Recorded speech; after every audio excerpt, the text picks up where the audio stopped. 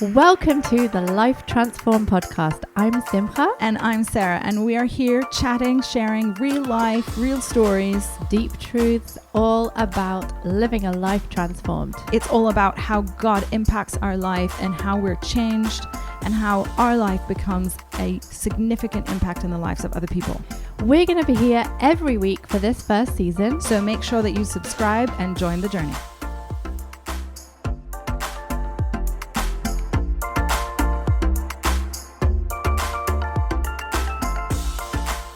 Hey, welcome back to another episode of Life Transformed. I'm here, Simcha, with Sarah. Hello.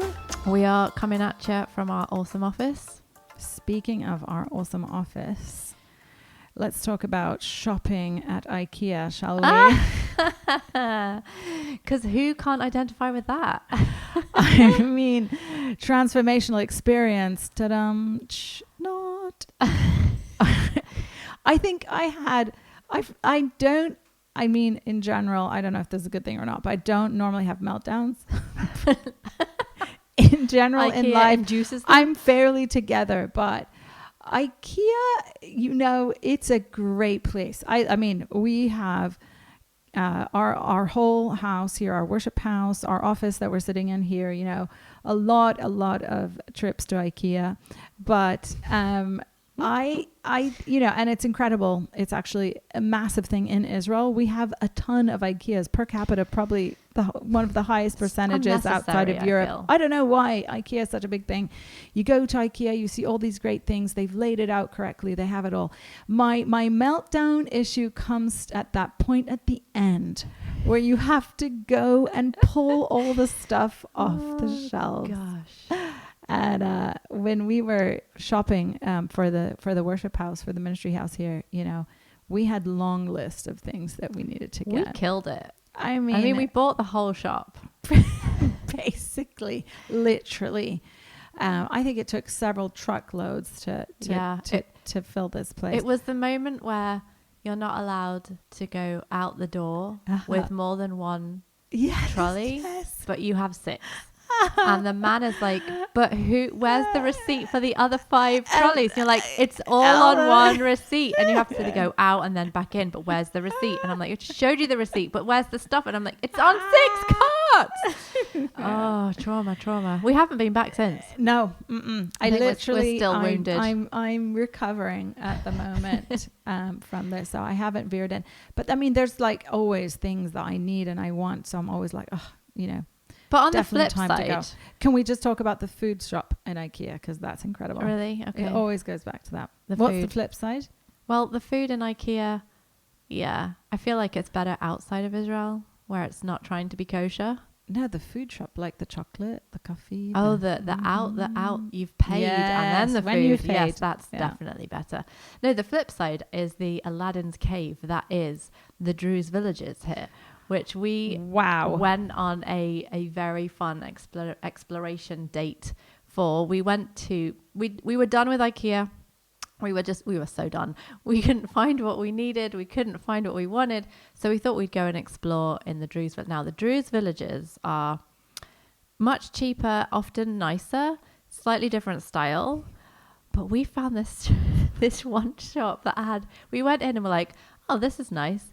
Found they didn't have 2 of anything and we needed like a pair of chairs and set for the table and for the office and they were like, oh, we have 6 floors. And we were like, how have you got 6? It was like a tiny little cave that just kept going up and up, higher and higher, and every floor you couldn't move in there, full, like to the overflowing with chairs. And they were all really nice. Like the interior really designer in me was like, oh, this could be, you need an IKEA specialist to come in here and show you how to lay this out. So all we need is to marry the Druze village and IKEA, and that would be like the perfect world. Yeah, that's a wasted opportunity. I feel like they just, need help. That somehow ties into our topic today, doesn't it? Because identity. And I feel that the Druze village and the IKEA, they need to very merge clear identities. Yeah. Well, so this is a great topic to talk about because, a lot of us, we have ideas about our identity. Yeah. Some of us, we don't know yet, what our godly identity is. I think that's a big one to understand our godly identity. I think my favorite kind of person is the person who decides what their identity is regardless of anyone else's or God's identity of them. In terms of when we're talking about identity, means what we identify with, how we identify, in terms of our calling, in terms of God's perspective on who we are and what our identity is. Because this, again, is very connected to the things we were talking about in the previous podcast, to do with a consecrated life and a holy life and a pure heart. Because if our identity isn't based in the right places, then how are we going to live from a godly place? The first thing I would say for people, it's an interesting, I've heard so many different things about this idea of what our identity is, okay, in God. It comes down to this idea of our calling, what we identify with, right? What defines us? Identity is really, what defines us. So our identity is in God, but what does that actually look like? And I am one of these people who I didn't know who I was, quote unquote, what I was called to do or be, or who I was called to be for so many years.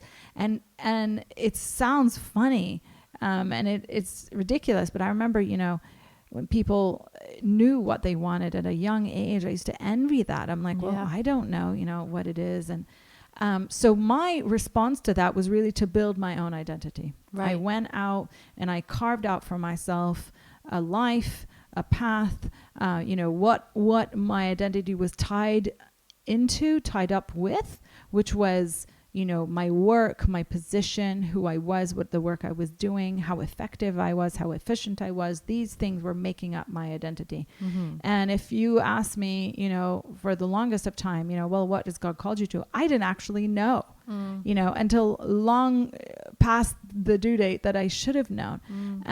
And so for some people, this is not something that's easy to identify or to define. And so they're walking around, not knowing. Some people know. And great, you're set on that trajectory much younger, much earlier, and you can go far places, and that's incredible. But for me, it took me a long time. And what changed for me, how I gained that understanding, was from this moment. I think we spoke about it in probably the first episode on this podcast about, asking God that question. So when you look at me, what do I look like? When I was done running the course of my own identity, I finally said to God, you know what? I'd like to know what you see when you look at me. What do I look like? What is my identity in you? And when I was able to reach that moment, God broke through in my life. It was so significant. One of the most significant moments of my life was when God showed me what I looked like when he looked at me and what his plan was for my life. And he spoke to me about it. And that transformed my life absolutely, hands down, beyond accepting Christ, Yeshua, Jesus into my life. That was the most transformational moment, was when I gained an eternal perspective over my life. I think that's really, really key. I think it's understanding, God's perspective on who we are. It can sometimes fly in the face of what we've assumed. I think I suffered for years assuming this equals that. And, maybe you're like me. Maybe you can do several things. I can do music. I have made music. I studied music at university. I was trained as a teacher of creative arts. Therefore, I am this. And one of the biggest assumptions I made for years and years and years was that I was called to be a worship leader. And that's not to say that I don't lead worship or I shouldn't lead worship. But I think I put a calling on myself and an identity on myself because I assumed I can do music. I'm trained in music. I'm a believer. Therefore, I am supposed to be a worship leader. And it was only in a moment, it was actually very funny. I was at my husband's, I was at a retreat for his staff, and we had a whole weekend away. And the woman who was hosting us kept introducing me to everybody in the room as a worship leader. And it really wound me up. And I was getting angrier with this woman, poor woman, over like, I was just getting more and more and more angry with her as she was introducing me to all these people. Oh, this is a worship leader. This is a worship leader. And I was like, I'm not. And I got so angry with her. I had to actually go away from her and hide in the room and be like, God, what is going on with me? Why am I reacting to this label that she's put on me? Like, why is this bothering me so much? And it was actually the most releasing moment, because I suddenly realized this is not who God's made me to be. Just because he's given me music and just because I've studied it and I can write a song and these things are able to be done doesn't mean that my identity and my calling are for that to be the case. And it was actually a really amazing moment for me, because it totally released me of all the expectation of being a worship leader. And I'd put that on myself. It actually, God had never said to me, you shall be a worship leader, like he has to you. You have a very clear call, which I've always been very jealous of, because it's very clear and it's very like one thing, do this, and you've killed it. But for me, it was not like that. And I had made all these assumptions of all these different things. And to have that one moment where it was like, it's not this, for me was really releasing. And it was like, okay, it's not that I will never lead worship, because I do enjoy it. And it's not that it's wrong for me to lead worship. It's just that it's not my identity and life calling for that to be my offering to God every day. I think that's really important, because if you don't know Simcha, you don't know that she really is talented in so many things. I mean, she can do literally all things. Not true. Then she's married to a guy who can do even more of all things. So they're a fairly insane couple. But for people who are good at a lot of things, it's actually hard to land on that thing. Okay, what am I supposed to do? And I think that as I look at your life, you've gained that place of understanding that it is your godly identity to impact people in all these different areas. Yeah. And that's actually God's plan. And so instead of striving for this one thing, for this one area of focus, and we love focus, right? We're people, we love to focus. We love to be able to be dedicated to something. It helps us to excel. When you say, jack of all trades and master of none, right? You want to be master of something. Yeah. But really with God, we just want to be a master of life with God. We want to be a master of the place where our identity in God is a place of blessing for other people, And so in your life, you've found a way to incorporate so many different parts, so many different pieces that they all function in the same way, which is, being a blessing, being a place of blessing for other people. That's ultimately our whole goal on Ascend. The entire idea of this ministry, of everything that we do, of everyone on our team, is to make a space and a place for people to meet with God, in any way that we can give, to help people to live this life with the Lord is our joy. Our great joy is to see lives transformed, to see people whose lives are changing, to be more in the image of God, and to then go forth and bear fruit in their life. Yeah. So really the point of this question of identity is aligning ourselves with God in every way and in everything. And when we are able to do that, and we're not holding on to things that are pulling us back or pulling us out of that place, agreeing with places that are not godly in our lives, pull us away from that identity with God. Yeah, I think that is one of the biggest questions that I find comes up on my track on Ascend, in the creative track. We have all these incredibly talented people. You have, your photographers and your potters and your sculptors and your artists and painters and dancers and videographers and writers and all these different incredible creative gifts coming together. And one of the first things that we have to punch through the wall of is, this is not my identity. Like, they sit there and the first thing they'll say is, I'm a photographer, I'm a writer, I'm a painter, I'm a dancer. And the amount of pressure that puts on you to perform in your gift, because it's it defines who you are. It's not actually how God ever created that to be. These gifts are tools. They are in your toolbox. He's given you, like David had his slingshot. He wasn't defined as a sling boy. What would that even be? A sling bearer, a slingshotter. I don't know. That wasn't his identity. We don't even have a word for it. Clearly isn't who he was, describing himself to be. He was David, and he had in his toolbox a slingshot and pebbles, and he practiced that skill. So when the time came that God called him up, he, as a person who had developed courage, who had developed discernment, who had developed the fear of God to the point where he couldn't deal with Goliath's defiance, he was ready with his skill. That slingshot did not define who he was. Everything in his character did. So that tool was ready when it was necessary to use. And I think we often flip it all the other way around, and our skill and our talent and our gift becomes who we are, and it defines who we are. And that just puts such pressure on us to perform in that area that it's actually unnatural.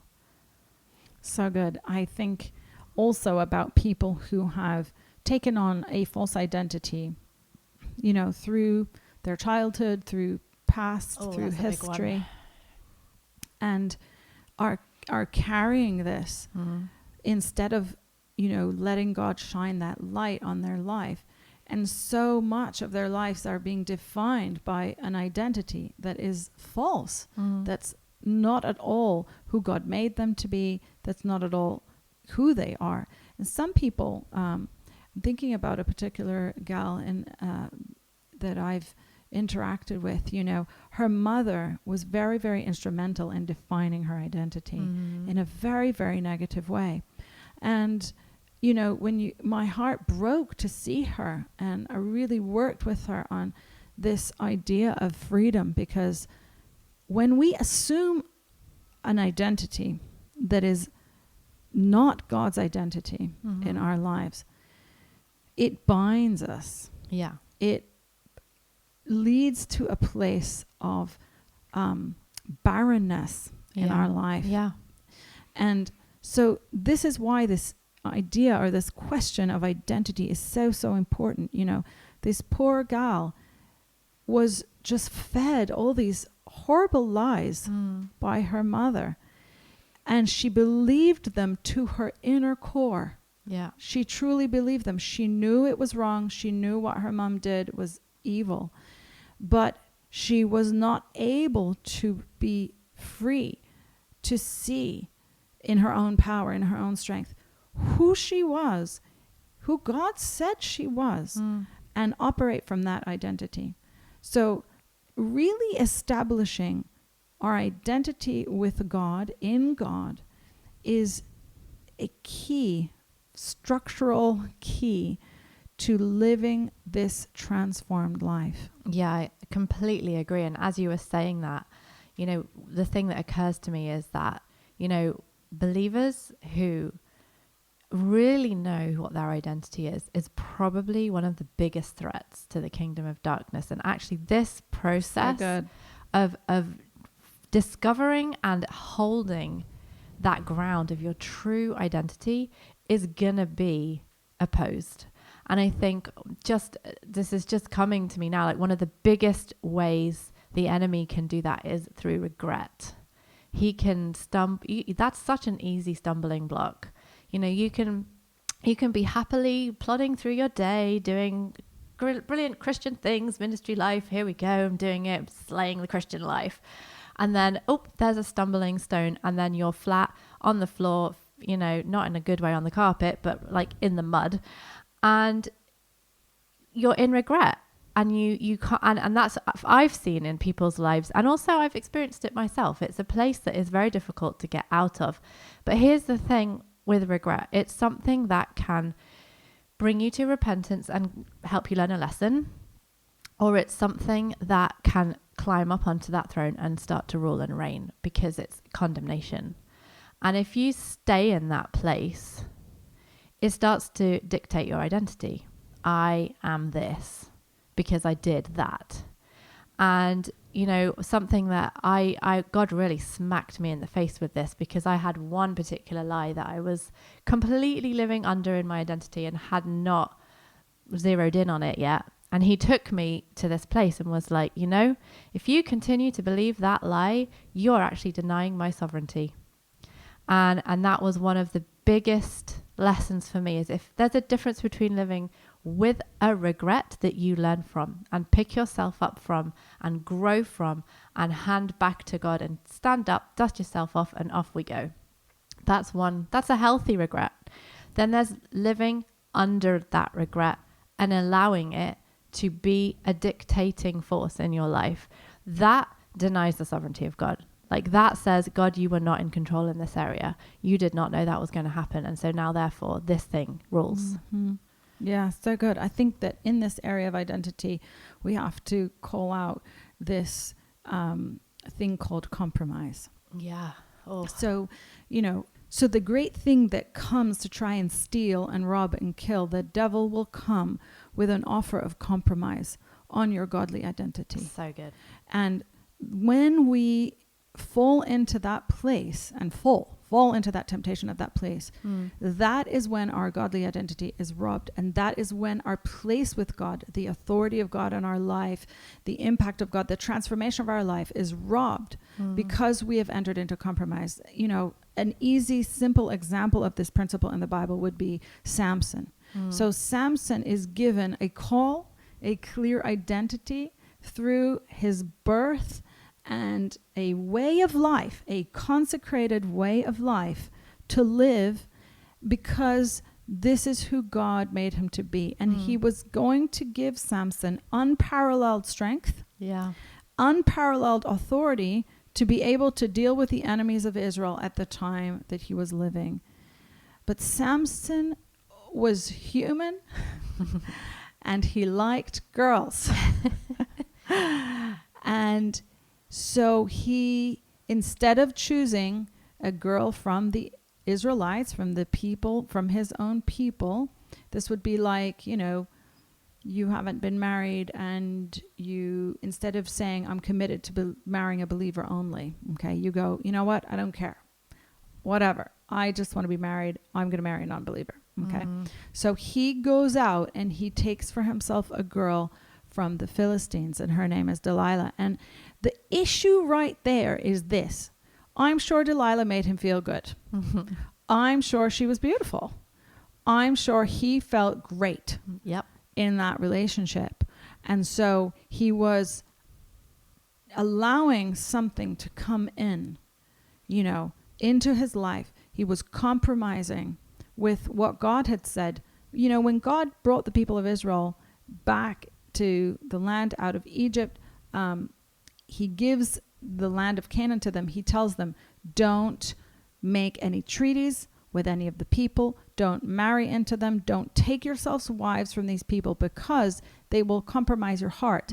King Solomon is an awesome example of that. That's exactly what happened, right? He takes foreign wives, and eventually King Solomon, the man who God blesses beyond, you know, anything we could ever fathom or imagine today in the kingdoms of today, he ends his life in this pitiful state, far, far away from worshiping the God of Israel, the one true living God. So again, this is why God gives this edict. And so Samson disobeys. He gives into this temptation. He allows this compromise into his life. And we all know the story, how it ends, right? Samson ends up giving up the secret. He tells Delilah the secret of God's authority and strength in his life. She then, you know, gets her friends to cut off his hair, and he finds himself strung up in a temple to Dagon. I'm sure that moment when he woke up, you know, when everything came crashing down around him, the realization, you know, of this slippery slope, this frog in boiling water dynamic that had happened to his life. He probably was sitting there chained up to this millstone, you know, just, I could even hear him groaning, you know, just reliving picture after picture after picture of that slow decline and compromise that brought him to that point. And that's when he comes to repentance and he says, God, allow me this one more time, give me the strength. And that's when he collapses the idolatrous temple of the Philistines onto himself and onto them.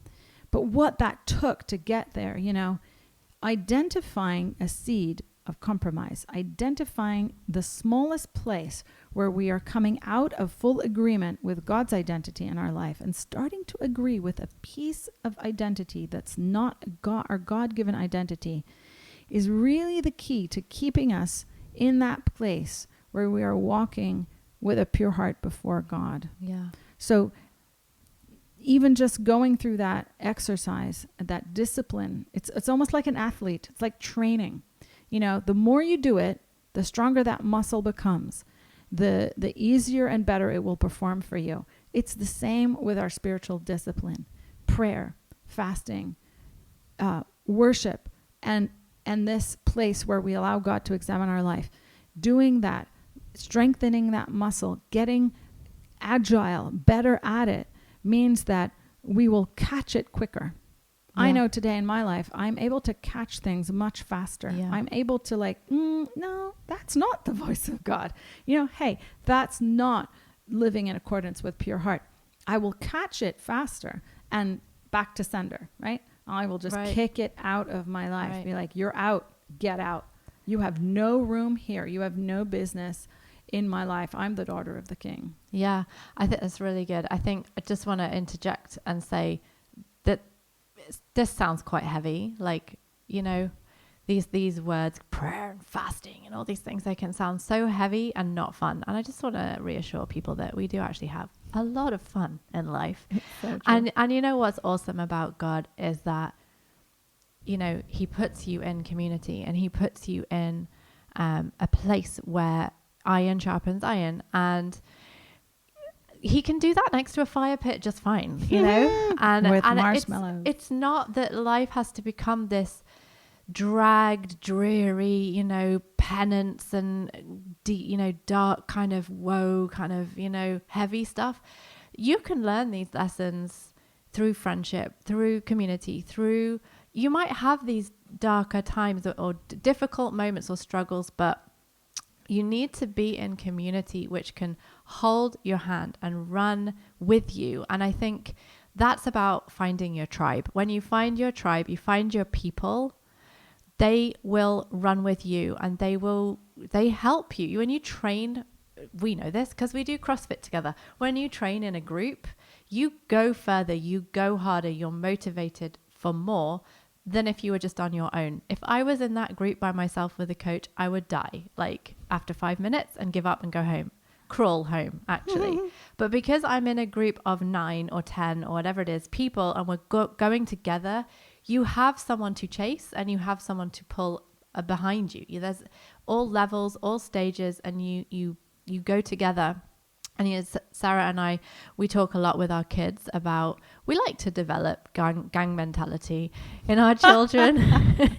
We encourage that we want them to know that there are others that have their back, they're not alone. And that's the importance of community. And I was just thinking about when my husband and I, before we moved to Israel, one of the jobs that we had was overseeing a youth work across 11 different churches.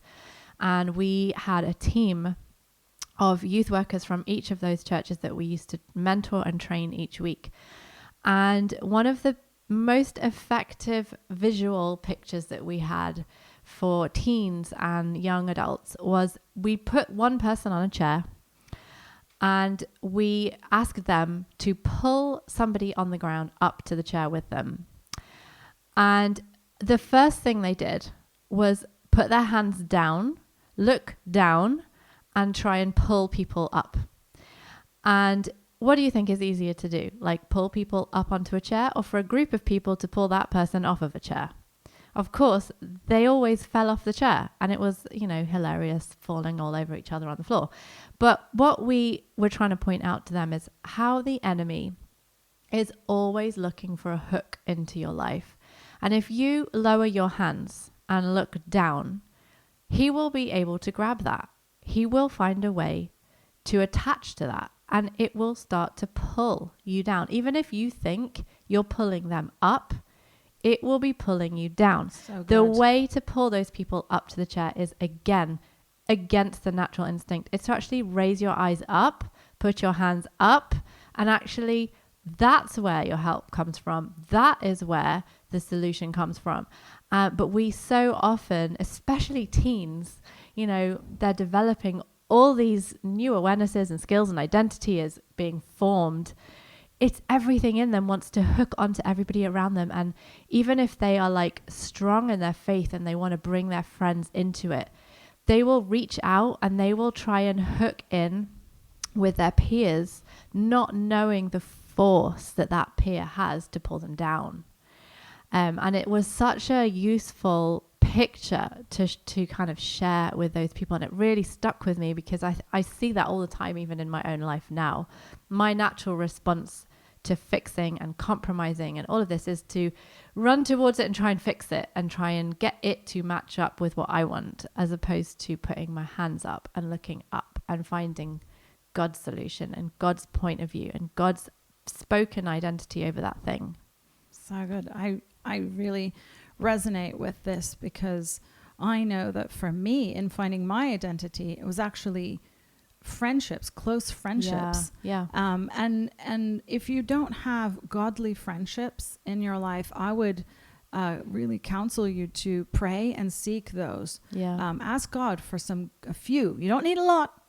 A few, one or two key godly friendships where you can be that place of iron sharpens iron, and encouragement and blessing. And, you know, for me, when this really big change happened in my life, I was at a loss. I didn't know, even though it was so, now it's so evident and apparent, but at the time I was kind of grappling around in the dark. And so if you ask the people who know you for a long time, who've known you for a very long time, good godly people that have known you, you know, they can see in your life things that you cannot see. Sometimes we're wrapped up inside.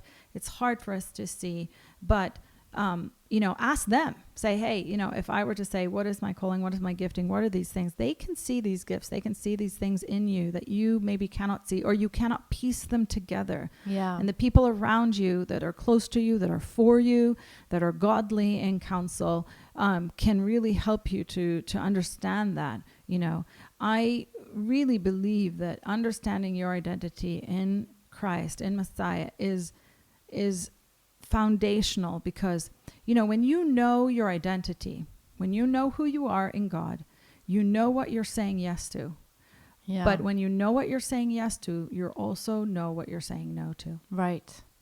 So when you understand what your identity is, what your focus is, who you are, what your life in God is, you know what's in. You know what's a part of that. But then you also know what's out, what's not a part of that. And it gets much easier to say no to the things of the world, to say no to the ways of the thinking of the world, to say no to sin when you accept God's identity in your life. Because we were, as we've been saying in these podcasts, made in his image. So we have that godly identity to take upon ourselves. And so when we live from that perspective, when we live from an eternal perspective of our identity on earth, we can easily start to discern. And discernment is one of the most important principles, or it's not a principle, it's a skill. What is it? Discernment. It's this ability that we have. It's a spiritual gift of discernment. This ability that we have to understand what is of God and what is not of God.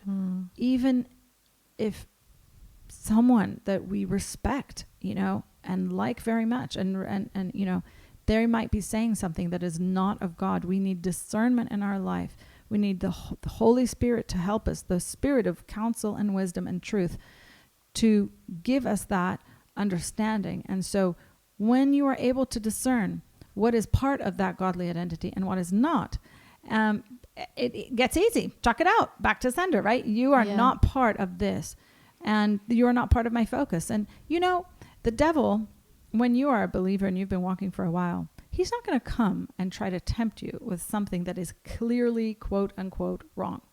Let's go and rob a bank. Let's go and be involved in, I don't know, whatever. You're obviously going to be like, no, I'm not going to do that.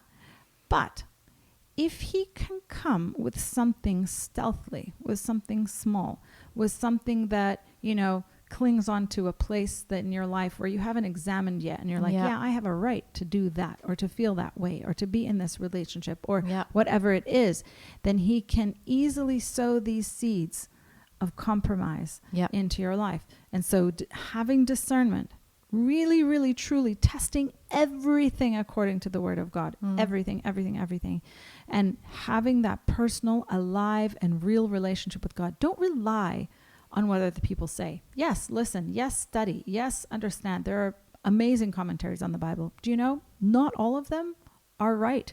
Not all of them are true. Shocking. I'm sorry to surprise you. Not all Christian theory is correct. It just isn't.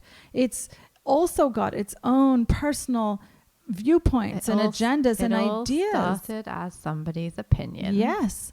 And so, just because it says that name there doesn't mean that is perfectly aligned with God's word.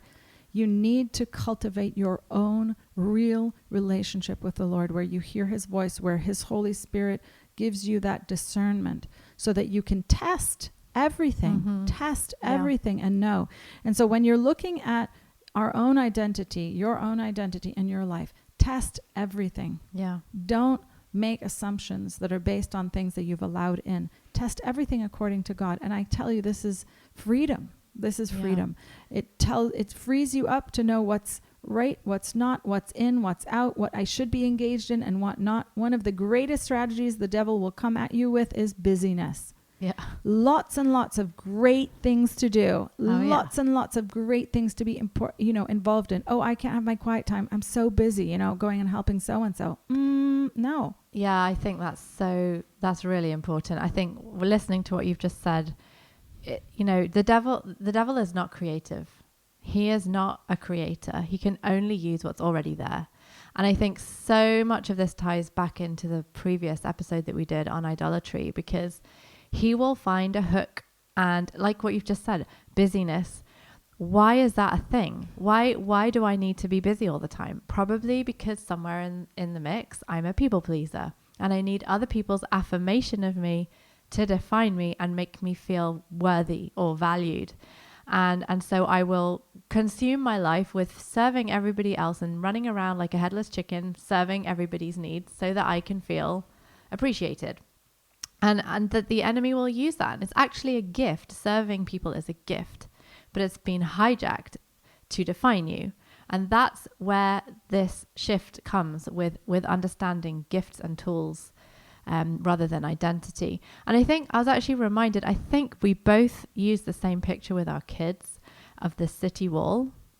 I think that's a really good picture, and I actually still talk about it a lot. Like, I don't know if your kids have grown out of this yet or not, but we talk about it. Our hearts are like a city with a wall, and you have to maintain the integrity of the wall. And if you don't, you're giving a foothold, you're giving a way in for the enemy to climb over or get through. And I talk to my youngest a lot, particularly about the issue of truth and lies. And if you make a little hole in that wall, the first place we interact with the enemy in the Bible is a snake in the Bible, and he's a liar. And if you have a little hole, that snake can get in, like it can slither through and start whispering lies. And that is the truth. That's the truth of what the enemy will do. He cannot create. He is not on an equal par with God. He is not a creator. He isn't creative. He may wrap something up very beautifully. That he can do, but he cannot create something from nothing. So he will only use what is there already. So if you've given him a foothold, he will use it. If you've given him a hook, if you've given him, or if there's a space in our lives that isn't fully surrendered or hasn't, like Sarah said, been investigated and examined, he can take those places and introduce little drip feeds of compromise. And compromise, I would say, always ends up with idolatry. So good. everything we've been talking about in this episode, this is really about the power of knowing your identity in God. When you have that place, your feet are set upon the rock. When your identity is in the salvation of God over your life and in living this consecrated life, nothing can move you. I will not be moved. What is that? That is somebody who knows who they are, and who knows who their God is. And so it becomes that key to living an indestructible life. And this is really what the Transformed Life podcast is about, what everything that we do on Ascend is about, how we're trying to live our lives, and hopefully just by us being honest and real and telling you some of our experiences and our stories, this can be a blessing for you and really a catalyst to start to have this conversation with God in your own life, because ultimately anything that we say, can be great, but the most powerful thing to change and transform you is for you to hear the voice of the Lord. So we want to encourage you to communicate with God. Bring these things, anything that's been said in these episodes and any of this podcast series that sparks that place in your life. Take it to the Lord. Ask Him. Work through these places. Examine. Find out for yourself, what is God saying to you? Because God says different things to different people. We're all in a different place. We cannot judge. Don't judge a book by its cover. Well, don't judge a believer by what they look like on the outside. You don't know what's going on in the heart. And so this is really each of us coming before the Lord, doing the work, submitting and surrendering to His work in our lives that will set our feet on this place indestructible. So we would love to hear from you. If you have any comments or any ideas or anything that you'd like to hear us talk about, please email us or pop a comment in the box below and hit that next button so that you can roll on to the next episode of this podcast. Yes, we'll see you next time, guys. Thanks for stopping by, guys. Make sure you're subscribed so that you never miss an episode. And if you have loved this show, please leave us a rating. Yeah, we'd so appreciate it. And share it with your friends and your family. We are so excited that you have joined the journey.